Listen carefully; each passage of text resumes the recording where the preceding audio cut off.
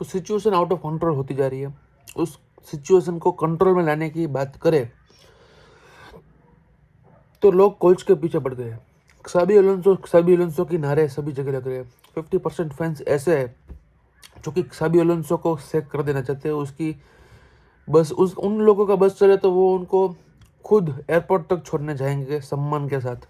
ऐसी बातचीत चल रही है। और कुछ 50% फैंस ऐसे हैं जो कि मानते हैं कि साबी अलोंसो को रखना चाहिए, क्योंकि ऐसे टफ टाइम में अगर फैंस काम नहीं आएंगे तो कौन आएगा, ऐसा उनका मानना है। क्योंकि भाई वो मानते हैं कि अगर हम रियल मैड्रिड के अच्छे पीरियड में भी उनका साथ देते हैं, उनकी खुशी में हम खुश होते हैं, तो उनकी दुखी में हमें दुखी भी होना चाहिए और उनके दुख में हमको साथ देना चाहिए। उनके फैंस होने के नाते we have to support the coach.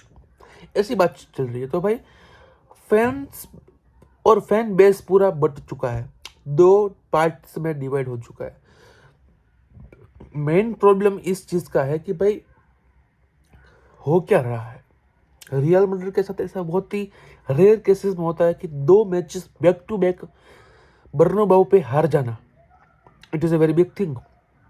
Home पे 2 मैचेस बैक टू बैक हार जाना, सेल्टा विगो के सामने, मैनचेस्टर सिटी के सामने, और अगला मैच होने का होगा उनका डिपोर्टिवो अलावेस के सामने अवे मैच। मेन सिचुएशन ये है कि भाई अगली 3 मैचेस होने वाली है। एक सेविया के सामने होने वाला है, एक डिपोर्टिवो अलावेस के सामने होने वाला है, एक थर्ड डिवीजन लीग की टीम के साथ होने वाला है, नाम उसका नहीं पता, एक कोपा डेल रे का मैच। तो 3 मैचेस होने वाले हैं। रिपोर्ट्स के अनुसार ही बातचीत ये चल रही है। रिपोर्ट्स बहुत ही जरूरी है, रिपोर्ट्स, क्योंकि रिपोर्ट्स के मुताबिक ये सब होता है। आई थिंक रिपोर्ट्स के मुताबिक आई थिंक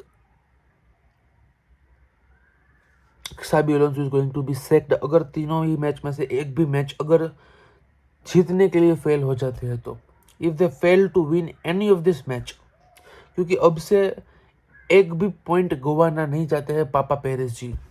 वो बहुत ही क्लियर है अपने पॉइंट ऑफ व्यू से, बहुत ही क्लियर है अपने टीम के साथ, अपने बोर्ड ऑफ डायरेक्टर सबको बोल दिया कि भाई अब यहाँ से हमको एक भी मैच हारना नहीं है, ड्रॉ नहीं करना है, हमको पॉइंट्स ड्रॉप करने की बात ही नहीं आनी चाहिए।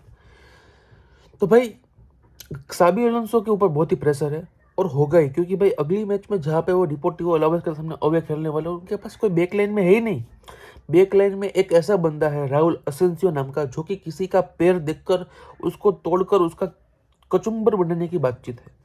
उसके टेकल इतने मिस टाइम होते हैं जितना मिस टाइम तो मैं खुद नहीं हूँ। तो आई थिंक राहुल असेंसियो के साथ डीन हुडसन की शायद वापसी हो जाएगी, कमबैक हो जाएगा।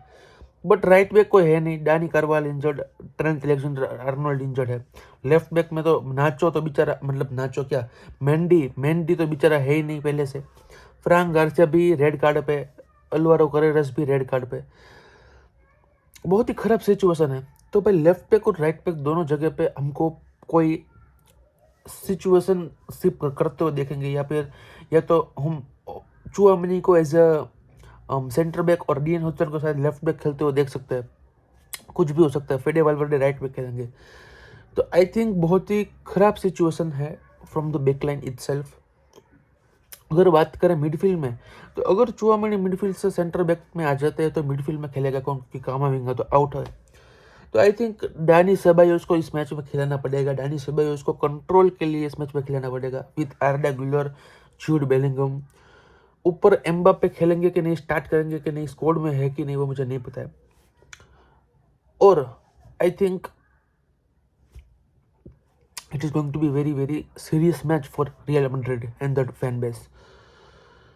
अगर किलियन एम्बाप्पे स्टार्ट नहीं करते तो आई वुड एक्सपेक्ट कि भाई हमारे गोंजालो गार्सिया स्टार्ट करे। विनीसियस जूनियर को मैं एक और मौका देना चाहूँगा, रोड्रिगो को राइट विंग पे मौका देना चाहूँगा।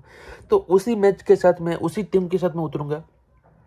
जहाँ पे चेंजेस नीडेड है वहाँ पे चेंजेस होंगे। एंड आई वुड होप कि भाई बहुत ही अच्छी तरह से रियल मैड्रिड जीतता है। बट अगर नहीं जीतती है, अगर ड्रॉ हो जाती है, या फिर भगवान ना करे हार जाती है, जो कि ऐसी टीम के साथ चांसेस बहुत ज़्यादा है, तो साबी अलोंसो को हम as a Real Madrid manager शायद से देख नहीं पाएंगे। शायद से हमको हमारी आंखें को ट्रेन कर देनी होगी एक नए मैनेजर को देखने के लिए। तो भाई उनके सेक होने के बाद एक उनके रियल मैड्रिड बी का कोच है जो कि रियल मैड्रिड का कोच बनने वाला है, ऐसी सब बातचीत है। बट उसके अलावा जो 2 से 3 नाम लिए जा रहे हैं मार्केट में अवेलेबल कोचेस के बारे में, पहला सबसे बड़ा सबसे तगड़ा रूमर चल रहा है ज़िनेडिन ज़िडान के बारे में। एक कोई बहुत ऐसे रिपोर्ट्स आ रहे हैं कि भाई Zinedine Zidane till the end of the year, जहाँ पे 2026 का वर्ल्ड कप खत्म हो जाएगा, उसके बाद वो फ्रांस की नौकरी ले लेने वाले। तो भाई बहुत सारी बातचीत चल रही है कि भाई फ्रांस का कोच बनने से पहले वो 6 महीने के लिए इंटरिम रियल मैड्रिड में वार्म अप करने के लिए आ रहा है। वार्म अप रियल मैड्रिड में वार्म अप, तो भाई उसका वार्म अप बहुत तगड़ा होगा अगर रियल मैड्रिड में वार्म अप करेगा तो, क्योंकि भाई यहाँ पे वार्म अप नहीं होगा, यहाँ पे सीधा अप ही होगा, वार्म अप नहीं होगा। तो ज़िनेडिन ज़िडान अगर रियल मैड्रिड का कोच बनता है तो मुझे नहीं लगता वो इंटरिम कोच बनेगा। बहुत ही रेयर सिचुएशन में ऐसा होगा, हो सकता है, नहीं हो सकता ऐसा नहीं, क्योंकि फुटबॉल है, यहाँ पे सब कुछ हो सकता है। तो इंटरिम कोच बनने का चांसेस बहुत ज़्यादा है, बहुत कम है सॉरी।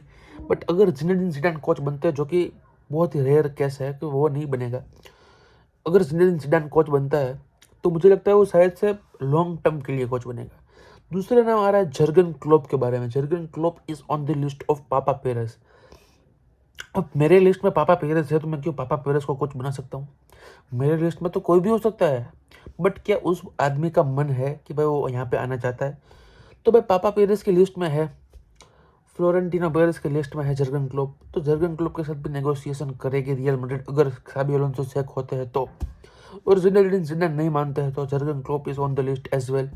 बहुत सारे लोग, बहुत सारे रिपोर्ट्स, ऐसी बातचीत चल रही है, और ये मेरा एक पर्सनल ओपिनियन भी है कि you have to go for Robert De Zerbi also. Robert De Zerbi भी एक अच्छा कोच है जो कि रियल मैड्रिड को कोच कर सकता है। बहुत ही एक कह सकते हैं ना, उसका जो प्लेइंग स्टाइल है वो बहुत ही यूनिक है, बहुत ही मॉडर्न प्लेइंग स्टाइल कह सकते हैं। बट एक अंडररेटेड नाम अगर हम ले जो कि इस रियल मैड्रिड टीम को कंपोज कर सकता है और इसको ऑन द ट्रैक ला सकता है, यहाँ पे जीतने की हारने की बात नहीं, यहाँ पे ऑन द ट्रैक लाने की बात है। जो यूजुअली रियल मैड्रिड करती है, they always win, they never like to lose, they never like to draw their game. और वहीं पे अगर आप उनाई एमरी जैसा कोई कोच ला लेते हो जो कि एक बहुत ही तगड़ा कोच है मेरे हिसाब से, उसने कोई बड़ी बड़ी ऐसे क्लब्स हैंडल नहीं किए, इसलिए उसके पास वो इतना बड़ा पोर्टफोलियो नहीं होगा। बट अगर वो रियल मैड्रिड में ज्वाइन कर लेता है, मुझे हमेशा ऐसा लगता था कि भाई Unai emery is a very brilliant coach, और उसने जो विलेरियल के साथ किया है, पीएसजी के साथ किया है, एस्टन विला के साथ किया है, मोस्ट इम्प्रेसिवली एस्टन विला के साथ उसने जो काम किया है प्रीमियर लीग में, day in and day out उसने जो परफॉर्मेंस दी है, अभी भी एस्टन विला बहुत ही अच्छा फॉर्म पकड़ चुकी है और प्लेइंग स्टाइल भी बहुत ही अच्छा है। तो आई थिंक उनाई एमरी को एक मौका देना चाहिए मेरे हिसाब से रियल मैड्रिड पे। और अगर उनाई एमरी रियल मैड्रिड पे आते हैं तो I think Real Madrid is going to do well 110%, क्योंकि उसको पता है ऐसी सिचुएशन में से कैसे बाहर आना है। बहुत सारे नाम है, बहुत सारे काम है, बट अगर xabi अलोंसो अपनी जंग जीत जाता है, जो कि कल खेली जाएगी डिपोर्टिवो अलावेस के होम ग्राउंड पे, तो मेरे हिसाब से उसको और 2 मैचेस खेलनी है। अब यहाँ से सभी मैचेस उसके लिए डू और डाई होने वाली है। तो आई थिंक xabi अलोंसो के सर पे कांटे का ताज होगा और अंगारों पर चलने की बात हो रही हुई। बट अगर xabi Alonso, I would B not surprised अगर मुझे 2026 के पहले xabi अलोंसो के जगह कोई और नया मैनेजर देखने को मिलता है तो। And I would be even not surprise कि अगर xabi अलोंसो इस सीजन को कंप्लीट कर सकता, क्योंकि he has that potential to do well.